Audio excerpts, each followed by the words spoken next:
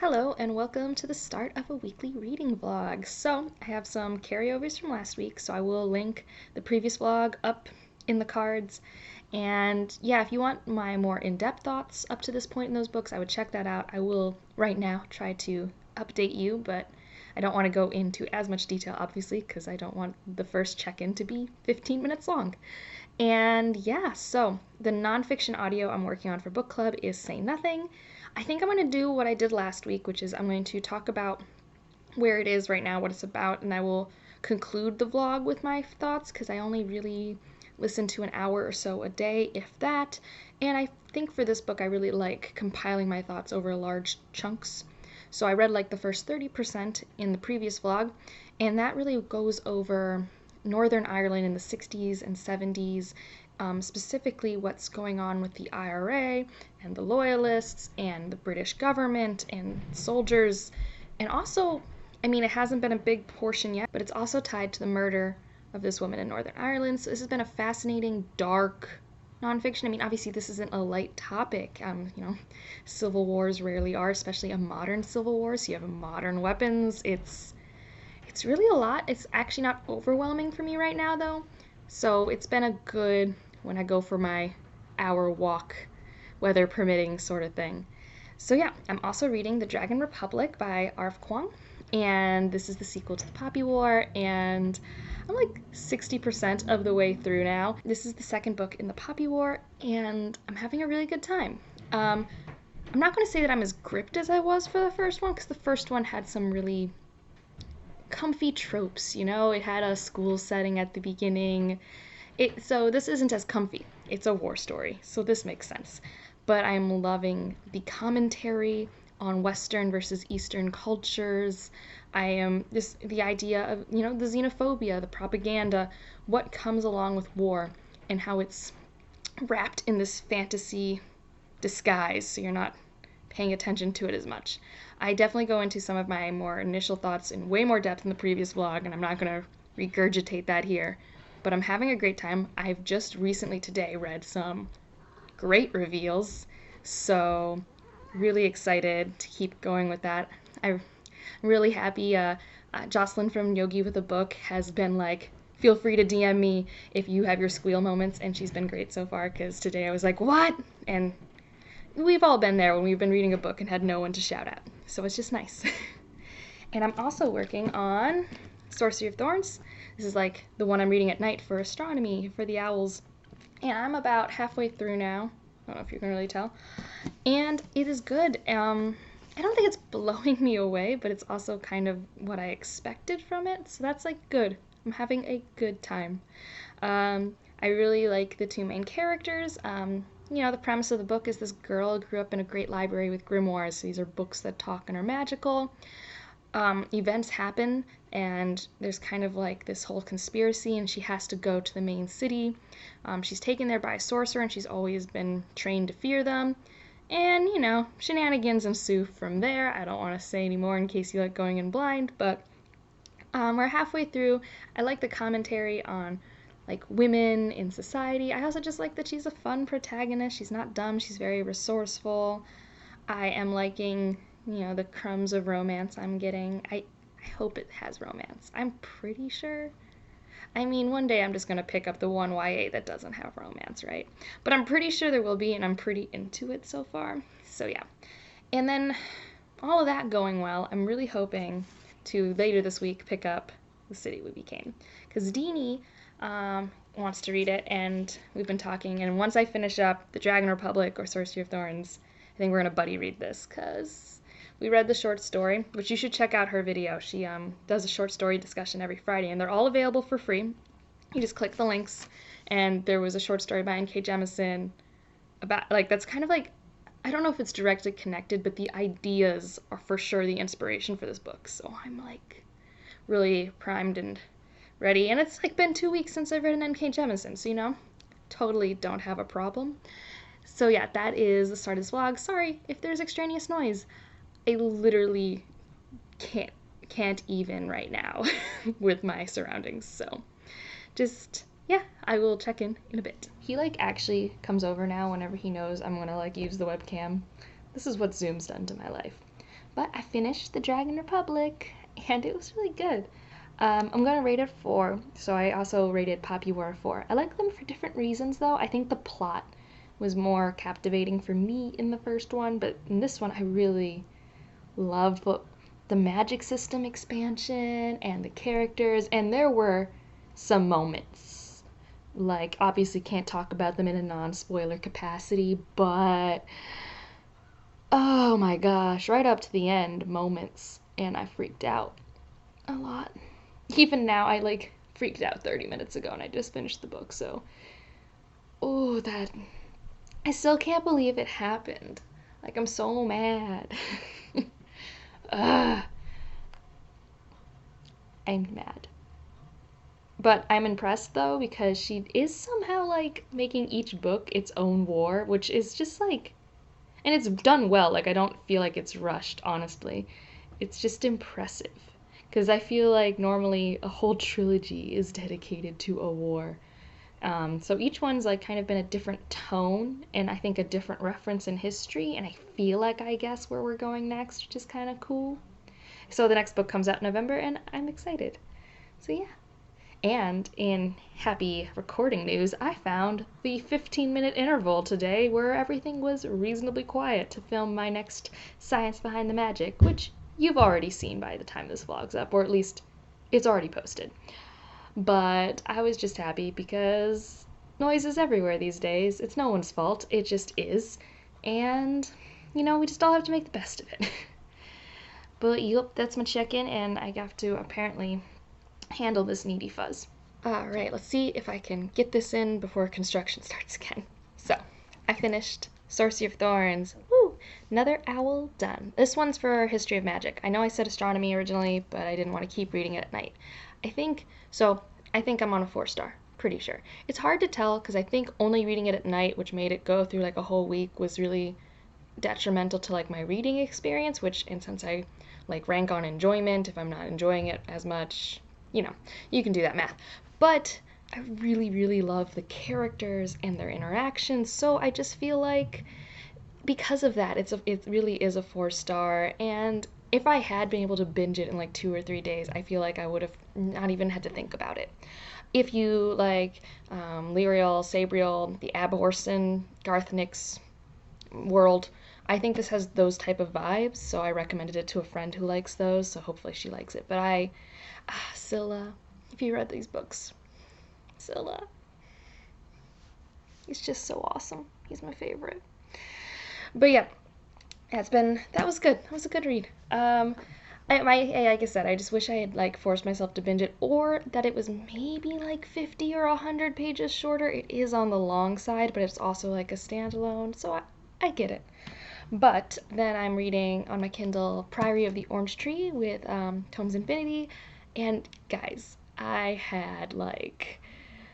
was worried because I think if you go on BookTube, it rates from either like my best read of the year to it was fine.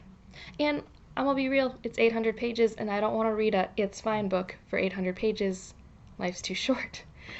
But luckily, gosh, I think I'm like 90, 80 pages in, and I'm really here. I'm here for it. I'm ready. This is a fun world, fun characters, a writing style that works with my brain where it's at like right now. So this is great. I'm having a great time. I'm really excited. My hair's doing weird things. Curly hair's just like a mess. Anyone who ever is like, I love your curls, well, they don't love me. Anyways, that's a tangent. I am reading The City We Became this weekend, though. So it's Friday when I'm doing this little clip, and tomorrow Deanie and I are starting The City We Became. So it's like 2 buddy reads at once, and both of them are about 100 pages a day.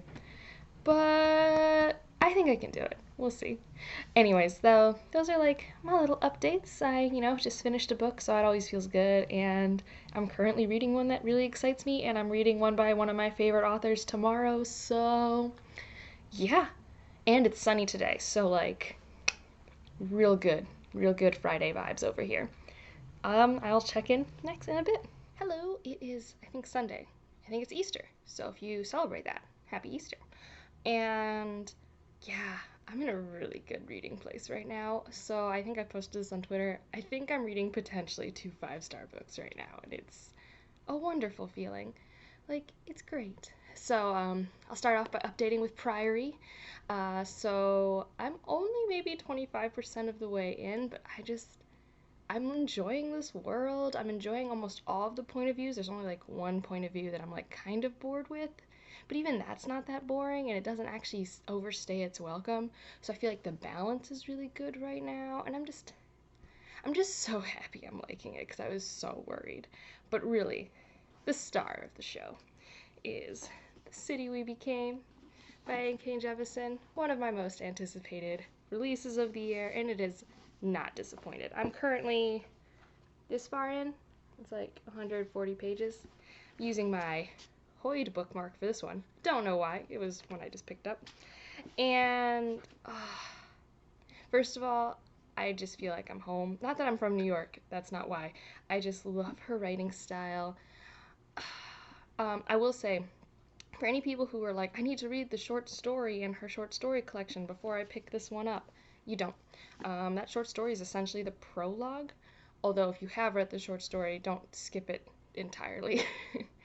And the diversity in this book is amazing, and I don't really know how to like cohesively explain how much I love this book right now, but I am loving it.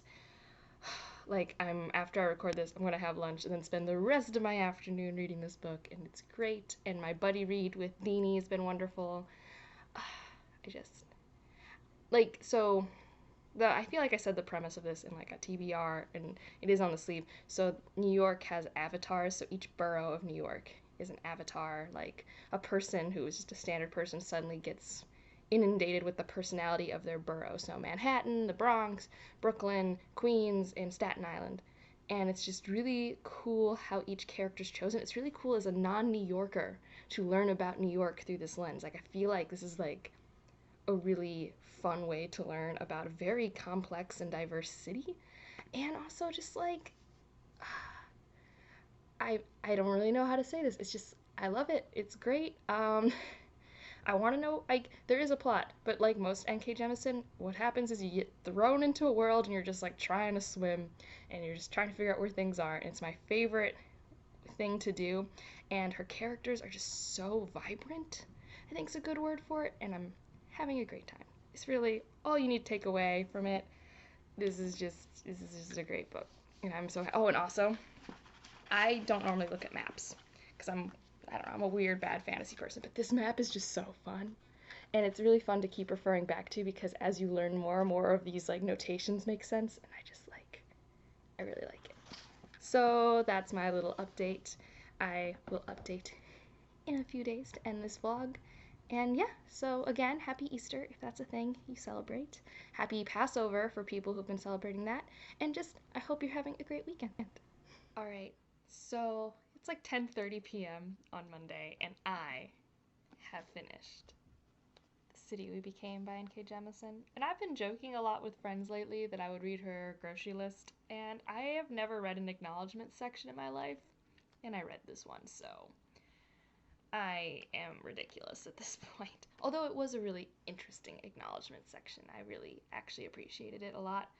Oh, but this book exceeded, met, wonderful, so good. And I just the amount of work she put into making each character so real, so individual but yet representative of a community, because that's what each of these people are. They are supposed to represent their borough, but also they are all still individuals. And I was messaging Deanie as we were reading this. I'm like, I don't know who my favorite character is. It's like whoever I am with. I even really liked the sections with a character who is misguided slash the villain-ish, and her sections were still really revealing and really important. And I really like the conclusion of this book. Yes, it's definitely the start of the trilogy, and I have big fears for how I'm going to be between books 2 and 3, because this feels contained. And the typical arc of a trilogy is that the second book is not contained, and it has a cliffhanger, and I will die.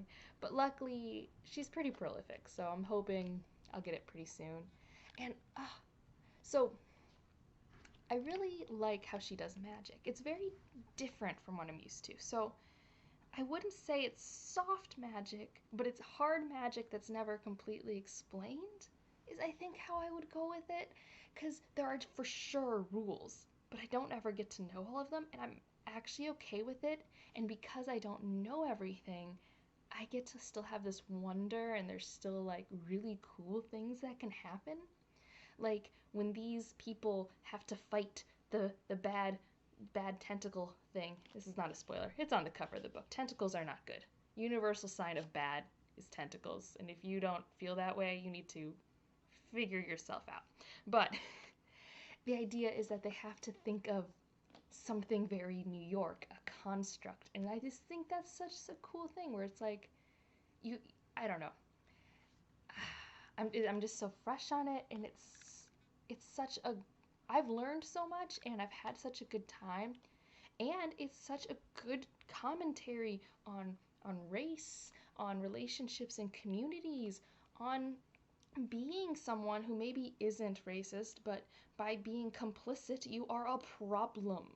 Like, I love this book so much. I was actually talking about this on one of those the reading sit-ins I go into. Today was Monday, so Najiri was doing it, and I think I've read the whole trilogy, so the Broken Earth trilogy is still my favorite because I've read the whole thing, and honestly, it blew my mind.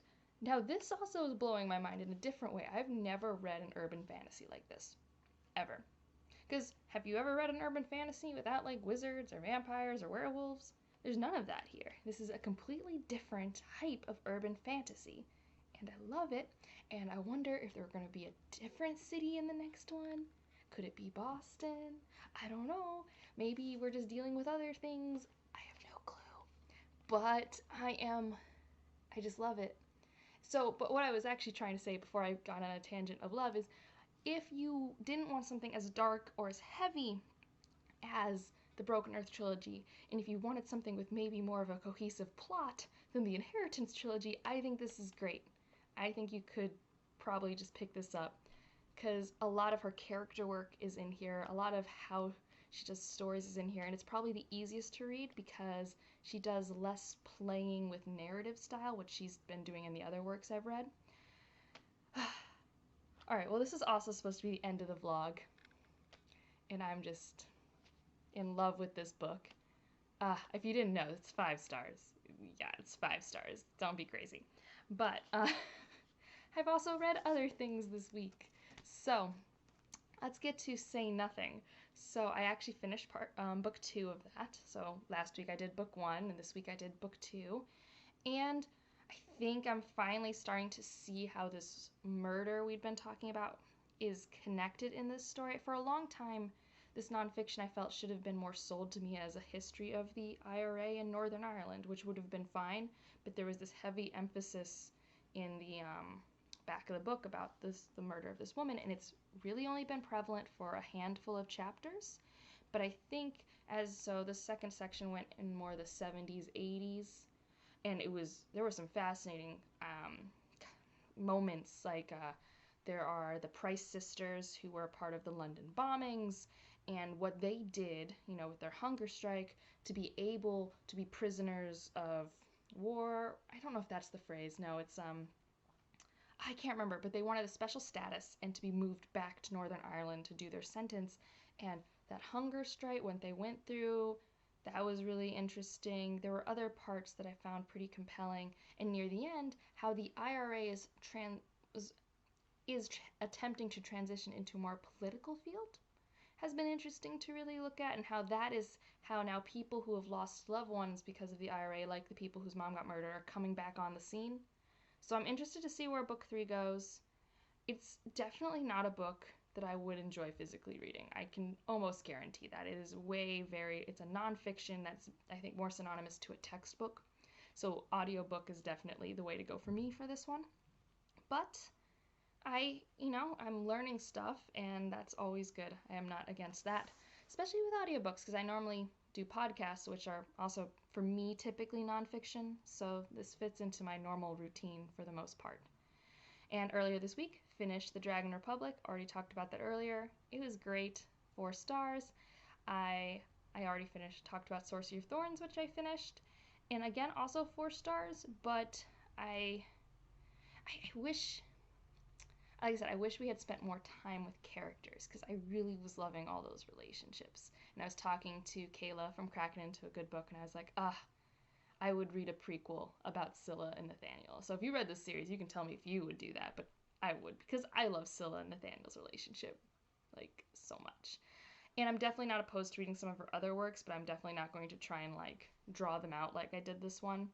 And I'm also just learning this year that I'm liking YA that's not fantasy more. Like unless it's like the, if you could even call it YA, but the mass, romantic fantasy YA. But honestly, I wouldn't let my 13-year-old read it without a lot of sex education talk. I also don't have a 13-year-old. I'm only 27. But let's see what else. Oh, and Priory of the Orange Tree, which I'm still enjoying, but both Infinity Tomes and I fell behind, and then I just got wrapped up in The City We Became, so I'm going to be picking that back up tonight. But really liking all the point of views, really enjoying it so much more than I thought, which is wonderful. And yeah, this was an amazing reading week. It was a great weekend. Like I'm just yeah, I'm enjoying this. Yeah, I mean, today was even a perfect day to finish the book because it was just 70-mile-an-hour winds outside and raining, and even if I wanted to leave, I wouldn't have wanted to, you know? So, yeah, that is this week's vlog, and I've fangirled a lot, so hopefully you don't mind that. And I just hope everyone's doing great. Feel free to comment your highlights of the week or, anything like that. Love to hear it. And yeah, I'll talk to you guys in the next one. Bye.